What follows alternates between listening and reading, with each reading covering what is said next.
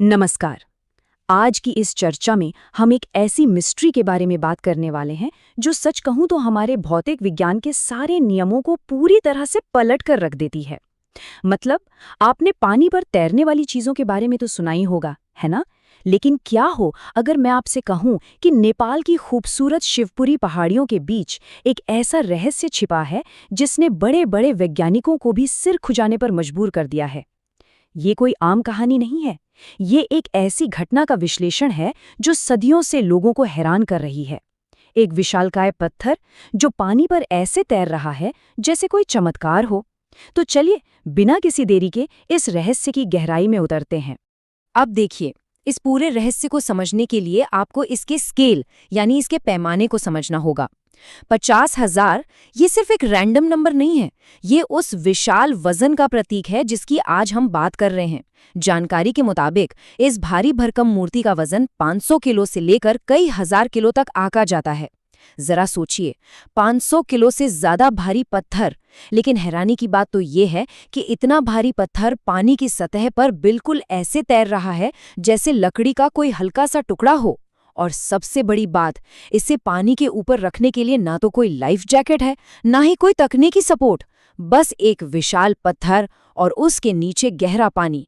सच में, ये नज़ारा अपने आप में किसी अजूबे से कम नहीं है। और यहीं पर आकर हमारे सामने इस पूरी चर्चा का सबसे बड़ा और सबसे अहम सवाल खड़ा हो जाता है। आखिर एक इतना विशाल बेसॉल्ट पत्थर पानी पर तैर कैसे सकता है? देखिए, बताया जाता है कि ये 1300 साल पुरानी मूर्ति जिस पत्थर से बनी है उसे बेसॉल्ट कहते हैं। अब अगर हम स्थापित विज्ञान की बात करें तो बेसॉल्ट पत्थर की डेंसिटी यानी उसका घनत्व बहुत ज्यादा होता है। और विज्ञान का सीधा सा नियम है कि अत्यधिक घनत्व वाली कोई भी चीज पानी में जाते ही तुरंत डूब जानी चाहिए। तो फिर ये मूर्ति ग्रेविटी को कैसे चकमा दे रही है? घनत्व के इन पक्के नियमों को खुलेआम चुनौती देती हुई ये मूर्ति बड़े ही आराम से पानी पर तैर रही है। चलिए, इस अनोखी कलाकृति की थोड़ी ऐतिहासिक टाइमलाइन पे नजर डालते हैं। इसकी कहानी शुरू होती है आज से सदियों पहले, 7वीं शताब्दी में, और वो भी एक बिल्कुल ही आकस्मिक खोज के साथ। तब से लेकर आज तक पूरे 1300 सालों से ये मूर्ति बिल्कुल इसी तरह मौजूद है और लोगों के लिए आकर्षण का केंद्र बनी हुई है। फिर आता है 1950 का दशक। ये वो समय था जब पहली बार आधुनिक विज्ञान ने इस रहस्य को सुलझाने का, इसकी पड़ताल करने का फैसला किया। तो ये टाइमलाइन हमें साफ साफ बताती है कि हम किसी कल की घटना की बात नहीं कर रहे हैं, बल्कि ये सदियों से चली आ रही एक अनसुलझी पहेली है। अगर हम 7वीं शताब्दी की उस खोज की कहानी की तरफ लौटें तो किंवदंतियां बड़ी ही दिलचस्प हैं। कहा जाता है कि एक दिन एक किसान और उसकी पत्नी अपने खेत में रोज की तरह जुताई कर रहे थे। सब कुछ बिल्कुल नॉर्मल चल रहा था कि तभी अचानक उनका हल जमीन के नीचे दबे एक बहुत ही विशाल पत्थर से जोर से टकराया। लेकिन रुकिए, ये कोई आम पत्थर नहीं था। कहते हैं कि जैसे ही हल उस पत्थर से टकराया, उसमें से खून की एक तेज धार बहने लगी। जब घबराए हुए लोगों ने उस जगह की सावधानी से खुदाई की, तो जमीन के अंदर से जो बाहर निकला वो कोई साधारण चीज नहीं थी, बल्कि एक बेहद ही भव्य और विशाल प्रतिमा थी।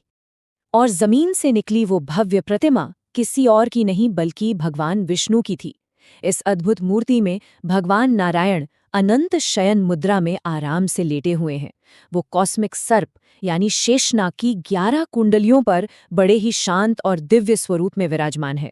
अगर आप ध्यान से देखेंगे तो भगवान विष्णु के हाथों में उनके चारों प्रतिष्ठित और पवित्र अस्त्र शस्त्र भी मौजूद हैं। शंख, चक्र, गदा और पद्म यानी कमल का फूल। ये पूरी की पूरी संरचना इतनी विशाल और इतनी डिटेल में बनाई गई है कि प्राचीन काल के उन मूर्तिकारों की कला की जितनी तारीफ की जाए उतनी कम है। लेकिन भाई, भौतिकी का वो सवाल तो अभी भी वहीं का वहीं है ना। विज्ञान और एक वैज्ञानिक थ्योरी के बीच अगर तुलना करें तो एक तरफ तो ये पक्का फैक्ट है कि बेसॉल्ट पत्थर अपनी बहुत ज्यादा डेंसिटी के कारण वैज्ञानिक रूप से पानी में डूब ही जाता है। वहीं दूसरी तरफ एक सिलिका थ्योरी भी सामने आती है। कुछ विचारकों का ये मानना है कि हो सकता है ये कोई खास तरह का सिलिका पत्थर हो जिसके अंदर हवा के छोटे छोटे बुलबुले कैद रह गए हों और शायद इसी वजह से ये पानी पर तैर पा रहा हो। लेकिन यहाँ ध्यान देने वाली बात यह है कि आज तक किसी ने भी इस थ्योरी की आधिकारिक पुष्टि नहीं की है। मतलब ये अभी भी सिर्फ और सिर्फ एक थ्योरी ही है। खैर, इसी अनिश्चितता को दूर करने के लिए 1950 के दशक में वो जांच की गई थी, लेकिन उस जांच ने ना इस रहस्य को सुलझाने के बजाय और भी गहरा कर दिया। वैज्ञानिकों ने बड़ी बारीकी से ये चेक किया कि भाई कहीं पानी के नीचे कोई स्टैंड या सपोर्ट तो नहीं है जो मूर्ति को टिकाए हुए हैं। लेकिन जांच का जो नतीजा निकला वो बिल्कुल हैरान करने वाला था। मूर्ति पानी की सतह के नीचे किसी भी तरह के छुपे हुए सहारे या मैकेनिकल ढांचे से बिल्कुल भी नहीं जुड़ी थी। कोई लकड़ी नहीं, कोई लोहे का स्टैंड नहीं, कुछ भी नहीं। इस खुलासे ने किसी भी तरह की चालाकी या धोखे की गुंजाइश को एकदम खत्म कर दिया और श्रद्धालुओं का ये विश्वास और भी पक्का हो गया कि ये विशुद्ध रूप से एक चमत्कार ही है। चलिए, विज्ञान और चमत्कार की इस बहस से थोड़ा आगे बढ़ते हैं और इस पूरी कहानी के एक अलौकिक और सच कहूं तो थोड़े डरावने पहलू की बात करते हैं। इस मंदिर से ना एक भयानक श्राप की कहानी भी जुड़ी हुई है। ऐतिहासिक रूप से देखें तो नेपाल के राजाओं को स्वयं भगवान विष्णु का ही अवतार माना जाता था। लेकिन मान्यता ये है कि एक बेहद खतरनाक शाही श्राप के कारण अगर नेपाल का कोई भी राजा इस बुढ़ानी नीलकंठ मूर्ति के दर्शन कर लेता है तो उसकी तुरंत मृत्यु हो जाएगी। ऐसा माना गया कि एक अवतार का अपने ही दूसरे स्वरूप से आमना सामना होना इस श्राप के अनुसार पूरी तरीके से विनाशकारी साबित होगा। अब आप सोच रहे होंगे कि ये श्राप कितना खौफनाक था, तो इसका अंदाजा आप इतिहास के पन्नों में दर्ज इस एक बात से लगा सकते हैं कि प्रतापमल के शासनकाल के बाद से नेपाल के किसी भी राजा ने कभी इस मंदिर की दहलीज पर कदम तक नहीं रखा है। जी हाँ, बिल्कुल सही सुना आपने। ये कोई कही सुनी बात नहीं थी, बल्कि इसका बहुत कड़ाई से पालन किया गया। और इस श्राप का खौफ इतना ज्यादा था कि राज परिवार के लिए किसी दूसरी जगह पर बिल्कुल इसी मंदिर और मूर्ति की एक हूबहू कॉपी यानी एक रेप्लिका तक बनवाई गई थी, ताकि शाही परिवार के लोग सुरक्षित तरीके से पूजा कर सकें और असली मूर्ति के सामने जाने से बच सके। अब इस पूरी मिस्ट्री का एक और बड़ा ही दिलचस्प पहलू है, और वो है इस जगह का नाम, बुढ़ानी नीलकंठ, जिसका शाब्दिक अर्थ होता है पुराना नीला गला।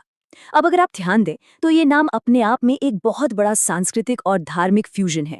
कैसे? क्योंकि नीलकंठ तो मुख्य रूप से भगवान शिव का नाम है ना, जिन्होंने समुद्र मंथन के दौरान जहर पी लिया था और उनका गला नीला पड़ गया था। लेकिन यहाँ देखिए, ये नाम भगवान विष्णु की एक भव्य मूर्ति को दिया गया है। भगवान शिव का नाम और भगवान विष्णु की प्रतिमा, ये एक ऐसा अनूठा कॉम्बिनेशन है जो इस पूरी जगह की गहराई को और भी ज्यादा बढ़ा देता है। और यही अनोखा नाम इसे हरिहर का एक महान प्रतीक बना देता है। हरि यानी भगवान विष्णु और हर यानी भगवान शिव, दोनों यहाँ एक साथ मिलते हैं। ये स्थान असल में वैष्णव और शैव संप्रदायों के बीच की एकता का सबसे बड़ा और सबसे खूबसूरत उदाहरण है। इसका आध्यात्मिक प्रभाव इतना ज्यादा है कि हर साल हरिबोधिनी एकादशी के मौके पर यहाँ लाखों लोगों की भारी भीड़ उमड़ती है। और जब लोग पानी पर तैरते हुए भगवान के इस बेहद शांत स्वरूप को देखते हैं ना, तो ऐसा महसूस होता है जैसे वहां सच में समय पूरी तरह से रुक गया हो। तो इन सब बातों के बाद ये पूरी जांच हमें घुमा फिराकर इसी अंतिम और सबसे बड़े सवाल पर लाकर खड़ा कर देती है।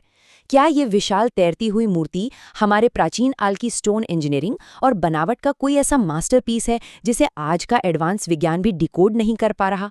या फिर क्या ये वाकई किसी दैवीय ऊर्जा का साक्षात प्रमाण है जो इस भारी भरकम प्रतिमा को पानी पर टिकाए हुए हैं? विज्ञान अपनी जगह सिलिका वाले तर्क तलाश रहा है और आस्था इसमें सीधे सीधे चमत्कार देखती है। ये पूरा रहस्य विज्ञान और विश्वास की बिल्कुल सीमा रेखा पर खड़ा है। अब जवाब चाहे जो भी हो, लेकिन बुढ़ानी नीलकंठ का ये अजूबा हमें यकीनन ये सोचने पर मजबूर कर देता है कि क्या हम सच में इस दुनिया के सारे नियम समझ चुके हैं? आप क्या सोचते हैं?